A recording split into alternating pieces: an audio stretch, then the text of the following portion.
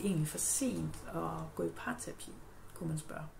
Og i min optik, jamen, så er det bare aldrig for sent, fordi det er altid godt at få en tryg og kærlig ramme og hjælp til at få kigget på, hvad realiteten egentlig er, altså den følelsesmæssige realitet og virkelighed egentlig er imellem jer. Uanset om det er svært at indse og erkende, hvordan det er, så er virkeligheden jo, som den er. Og det er den, vi altid må tage udgangspunkt i.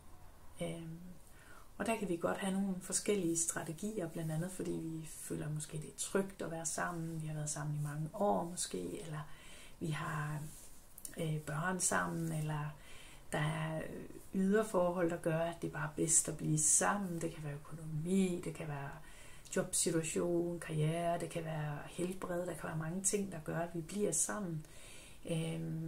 Også selvom vi ikke nødvendigvis mærker den her dybe, varme kærlighed, eller nødvendigvis til hinanden længere.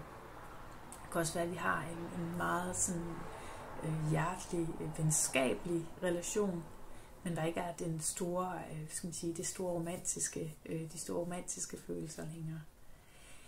Under alle omstændigheder, så er det bare godt at få fundet ud af, hvordan ser virkeligheden egentlig ud. Så kan man spørge, jamen kan parterapi redde forholdet?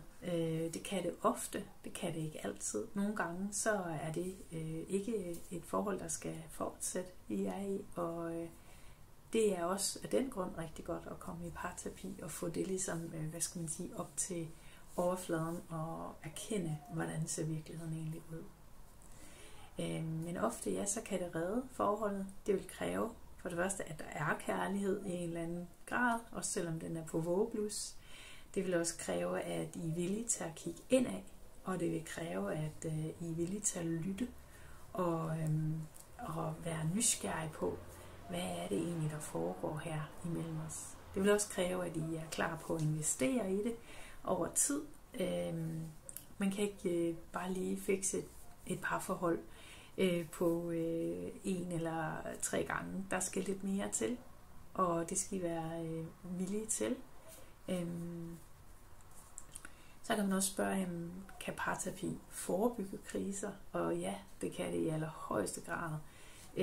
Ligesom en bil skal have service, lige så vel skal parforholdet også have service en gang imellem.